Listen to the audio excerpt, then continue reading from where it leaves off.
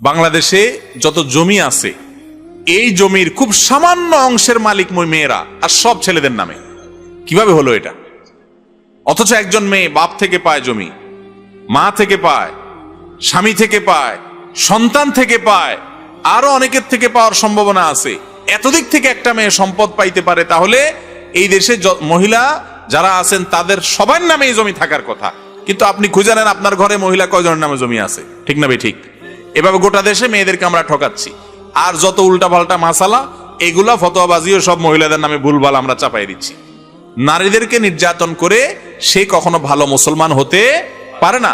নবী করিম সাল্লাল্লাহু আলাইহি সাল্লামের জীবনের শেষ ওসিয়তগুলোর মধ্যে থেকে একটি ছিল ফাস্তাউসু বিন-নিসাই খায়রা, মেয়েদের সাথে তোমরা সদ আচরণ, ভালো ব্যবহার করার ব্যাপারে আমার ওসিয়ত নিয়ে রাখো। আমি ওসিয়ত করে গেলাম।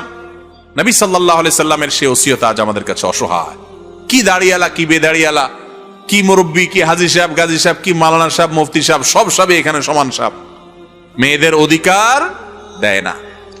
এই জন্য ছোটবেলা থেকে, আরে ভাই ছেলে পাললে কোনো ফজিলতের কথা আমি জানি না করোনা দিতে আসছে কিনা।